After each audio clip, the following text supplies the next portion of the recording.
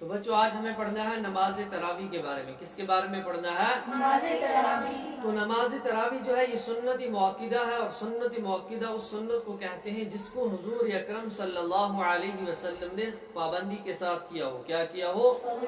حضرت عائشہ صدیقہ رضی اللہ عنہا سے روایت ہے کہ نبی کریم صلی اللہ علیہ وسلم نے ایک رات مسجد میں نماز پڑھی تو بہت سے لوگ آپ صلی اللہ علیہ وسلم کے ساتھ جمع ہو گئے۔ یعنی جب پہلی تراویح آپ صلی اللہ علیہ وسلم نے مسجد کے اندر پڑھی تو بہت سے لوگ آپ صلی اللہ علیہ وسلم کے ساتھ کیا ہو گئے؟ دوسری رات آپ صلی اللہ علیہ وسلم نے نماز پڑھی تو لوگ اور زیادہ ہو گئے، یعنی جب دوسری رات آئی تو لوگوں کی جو تعداد ہے وہ اور زیادہ۔ پھر لکھا ہے کہ تیسری یا چوتھی رات جب جمع ہوئے تو لوگ جمع ہوئے تو نبی کریم صلی اللہ علیہ وسلم باہر تشریف نہ لائے، یعنی جب تیسری یا چوتھی رات آئی تو حضور اکرم صلی اللہ علیہ وسلم حجرے سے باہر تشریف نہیں لائے۔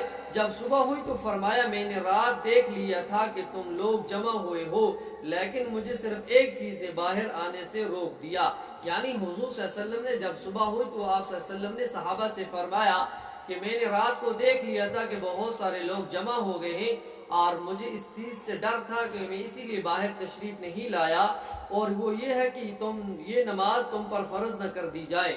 یعنی جو نماز تراویح جو ہے یہ سنت مؤکدہ ہے، نہ کہ فرض ہے نہ کہ واجب ہے، بلکہ کیا ہے؟ سنت مؤکدہ ہے۔ یعنی حضور صلی اللہ علیہ وسلم اس لیے باہر تشریف نہیں لائے تاکہ یہ نماز آپ پر فرض نہ کر دی جائے۔ اس ڈر کی وجہ سے حضور اکرم صلی اللہ علیہ وسلم حجرے سے اس وقت باہر رات کو تشریف نہیں لائے۔ یہ قصہ رمضان المبارک میں پیش آیا ہے۔ یہ قصہ کب پیش آیا؟ کیونکہ نماز تراویح جو پڑھی جاتی ہے یہ کب پڑھی جاتی ہے؟ رمضان المبارک کے اندر۔ مردوں کی طرح عورتوں کے لیے بھی تراویح کی نماز سنت ہے، یعنی جس طرح نماز تراویح سنت مؤکدہ مردوں کے لیے ہے، اسی طریقے کے ساتھ عورتوں کے لیے بھی نماز سنت کیا ہے؟ نماز تراویح کیا ہے؟ سنت مؤکدہ ہے۔ اور رمضان شریف کی راتوں میں قیام کرنے کی بڑی فضیلت آئی ہے۔ پیارے نبی صلی اللہ علیہ وسلم نے فرمایا جس شخص نے ایمان کے ساتھ اور اللہ تعالیٰ کی رضامندی چاہتے ہوئے رمضان کا قیام کیا اس کے اگلے اور پچھلے گناہ معاف کر دیے گئے۔ یعنی رمضان المبارک ایک ایسا مہینہ ہے جس کے اندر برکات ہی برکات اللہ کی طرف سے نازل ہوتی ہیں، یعنی رحمتوں کی بارش ہوتی ہے۔ اور حضور اکرم صلی اللہ علیہ وسلم نے فرمایا کہ جس نے راتوں کو قیام کیا یعنی نماز تراویح پڑھی اور کس کی رضا کے لیے؟ اللہ کی رضا کے لیے پڑھی، اور رمضان کا کیا؟ جس نے ایمان کے ساتھ اور اللہ کی رضا مندی چاہتے یعنی اللہ کی رضا کے لیے اس نے ہر عمل کیا، قیام کیا رمضان کے اندر، تو اس کے اگلے اور پچھلے گناہ کیا کر دیے جاتے ہیں؟ معاف کر دیے جاتے ہیں۔ تو حضرت طارق جمیل صاحب جو ہیں انہوں نے لکھا ہے، وہ کبھی کہتے بھی رہتے ہیں بیان کے اندر کہ ایک سجدہ کرنے پر 1500 نیکیاں ملتی ہیں۔ یعنی جس وقت ہم جب ہم ہر رکعت کی کیا کرتے ہیں؟ سجدہ کرتے ہیں، تو اس وقت ہر رکعت کے اندر ہم کتنے سجدے کرتے ہیں؟ 2 سجدے کرتے ہیں، اور 2 رکعت کے اندر کتنے سجدے کرتے ہیں ہم؟ 4 رکعت۔ گویا ایک رکعت کے اندر اگر 1500 نیکیاں ہیں تو 2 رکعت کے اندر کتنی نیکیاں ہوں گی؟ 3000، اور 4 رکعت کے اندر کتنی ہوگی؟ 6000 نیکیاں۔ گویا کہ اگر ہم 2 رکعت پڑھتے ہیں، 2 رکعت کے اندر ہم 4 سجدے کرتے ہیں، اور 4 سجدوں کے اندر کتنی نیکیاں ملتی ہیں؟ 6000 نیکیاں ملتی ہیں۔ کتنی نیکیاں ملتی ہیں؟ 6000۔ تو یہ رحمتوں کی بارش کا مہینہ ہے۔ تو آگے فرماتے ہیں تراویح کا وقت کب ہے، یعنی ہمیں تراویح کی نماز کب پڑھنی ہے؟ جیسے ہم فجر کی نماز پڑھتے ہیں، ظہر، عصر، مغرب، عشاء کی نماز اپنے اوقات پر پڑھتے ہیں، تو یہ نماز تراویح کب پڑھی جاتی ہے؟ نماز تراویح کا وقت عشاء کی نماز کے بعد شروع ہوتا ہے۔ عشاء کی 4 رکعت فرض ادا کرنے کے بعد 2 رکعت سنت کے بعد نماز تراویح ادا کی جاتی ہے۔ یعنی جیسے ہم عشاء کے 4 فرض ادا کرتے ہیں اور اس کے بعد 2 سنت کیا پڑھیں گے؟ 2 سنت پڑھیں گے، اور جو اس وقت وتر ہے، جیسے ہم غیر رمضان کے اندر جو وتر ہیں وہ 3 رکعت بغیر جماعت کے پڑھتے ہیں، یعنی جماعت کے ساتھ نہیں پڑھتے۔ لیکن جب رمضان آتا ہے، رمضان کے اندر ہم کیا کرتے ہیں؟ وتر کی جو رکعتیں 3 رکعت جو واجب ہے وہ ہم کس کے ساتھ پڑھتے ہیں؟ جماعت کے ساتھ پڑھتے ہیں۔ اور یہ ہے کہ جیسے 4 فرض ادا کرتے ہیں اس کے بعد 2 سنت پڑھتے ہیں، اور سنت کے پڑھنے کے بعد ہم کیا کرتے ہیں؟ نماز تراویح ادا کرتے ہیں جو 20 رکعت ہے۔ جو شخص مسجد میں ایسے وقت پہنچے کہ فرض ادا کی جا چکی ہو تو وہ پہلے فرض ادا کرے پھر تراویح میں شامل ہو، کیونکہ جو عشاء کی نماز ہے وہ کیا ہے؟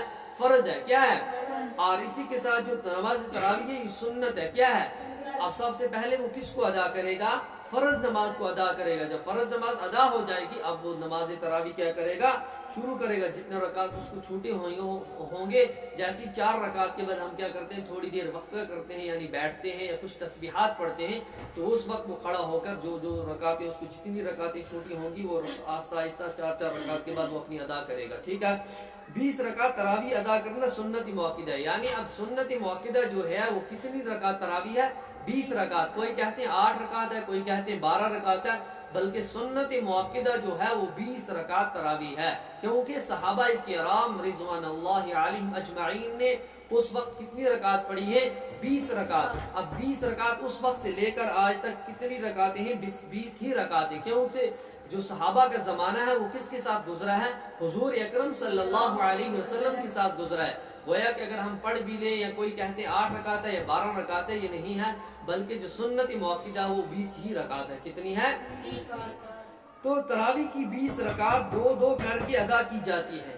کتنی رکعت پڑھی جاتی ہیں, 2 کر کے. کتنی افضل ہے 2 4 اگر کوئی پڑھنا چاہے 4 بھی پڑھ سکتا ہے, لیکن افضل ترین ہے کہ آپ 2 رکعت کر کے 20 رکعت نماز تراویح ادا کریں گے. ٹھیک ہے. تراویح یعنی 4 رکعت کے بعد تھوڑی دیر بیٹھنا اور تسبیحات و دعائیں پڑھنا مستحب ہے. یعنی اس کے اندر ہم جو کیا کرتے ہیں, 4 رکعت کے اندر جو تسبیحات پڑھتے ہیں, جیسے تسبیح تراویح سبحان ذی الملک والملکوت سبحان ذی العزت والعظمت, تو یہ جو ہم تسبیح تراویح پڑھتے ہیں یا کبھی کبھار ہم ذکر کرتے ہیں, ذکر و اذکار کرتے ہیں, لا الہ الا اللہ, ٹھیک ہے نا, تو یہ جو ہے یہ کیا ہے, مستحب ہے. اس کے اندر کیا ہے, مستحب عمل ہے. نماز تراویح مسجد میں جماعت کے ساتھ ادا کرنا سنت کفایہ ہے. سنت کیا ہے, یعنی سب کے ساتھ سنت کفایہ ہے. اگر محلے کی مسجد میں جماعت سے تراویح کی نماز پڑھی گئی اور کوئی شخص گھر میں نماز پڑھ لے تو جائز ہے. اگر مسجد میں جماعت سے تراویح کی نماز نہیں پڑھی گئی تو سب محلے والے گنہگار ہوں گے.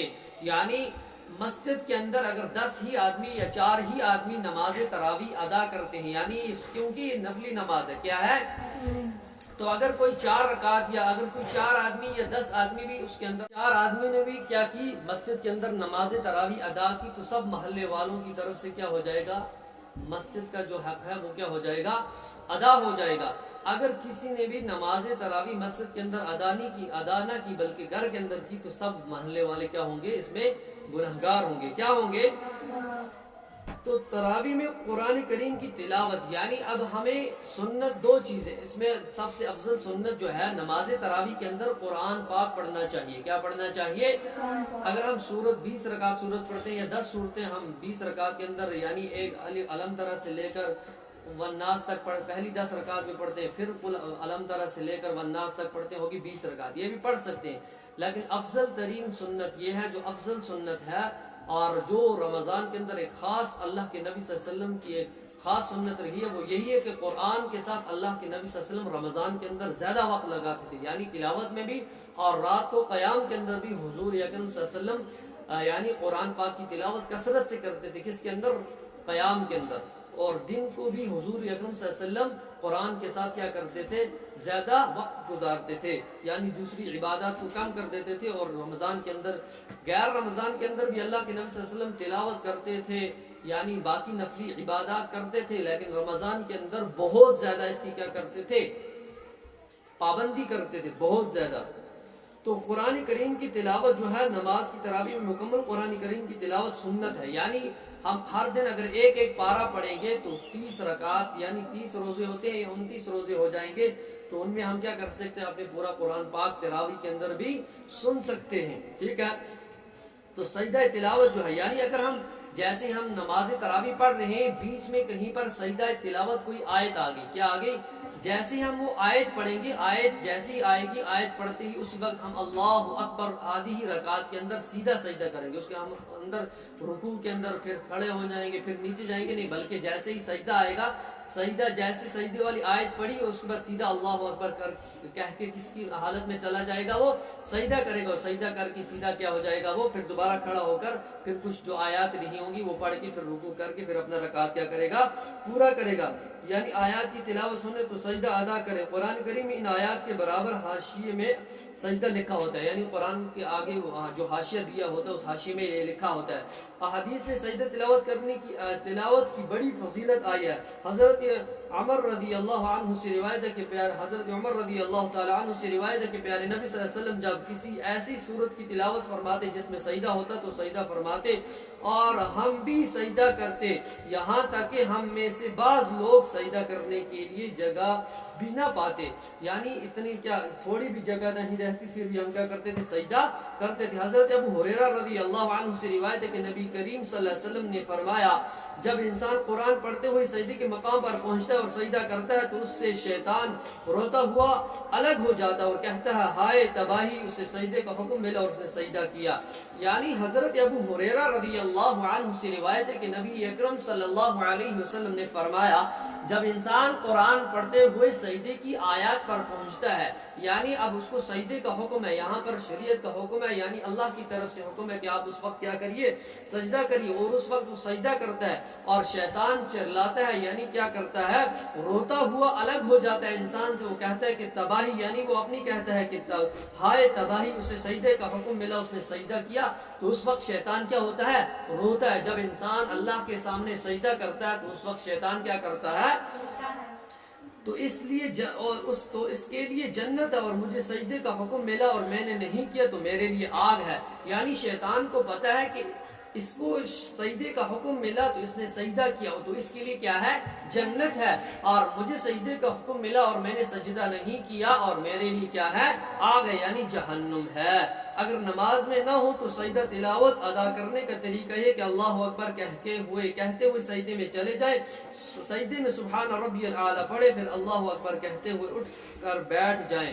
یعنی اگر ہم ایسے ہی حالات میں، یعنی نماز کے باہر ہم کہیں پر تلاوت کر رہے ہیں، وہاں پر سجدہ سہو والی کوئی آیت آ جائے اور اس وقت ہم وہاں ہی پر اس کو قرآن شریف کو جو ہے اس کو وہاں پر بند کر کے اور اسی وقت کیا کریں گے، بیٹھنے کی حالت میں بھی کیا کہیں گے، اللہ اکبر، اور نیچے جا کر ہم سجدے کے اندر تسبیحات پڑھیں گے سبحان ربی الاعلی، اور پھر اللہ اکبر کہہ کر ہم پھر کیا کر جائیں گے، اس میں سلام، ایسے کوئی بعض لوگ کہتے ہیں سجدہ کرتے ہیں پہلے کھڑے ہوتے ہیں پھر نیچے بیٹھتے ہیں پھر سجدہ کرتے ہیں پھر اللہ اکبر کہتے ہیں پھر سلام پھیرتے ہیں، ایسا نہیں ہے، بلکہ سیدھا نیچے کھڑے ہو کر اللہ اکبر کہہ کے تسبیحات پڑھ کے پھر اللہ اکبر کہہ کے آپ اس پھر آگے قرآن پاک کی تلاوت کر سکتے ہیں، یا آپ کو کوئی اور کام ہے وہ کر سکتے ہیں۔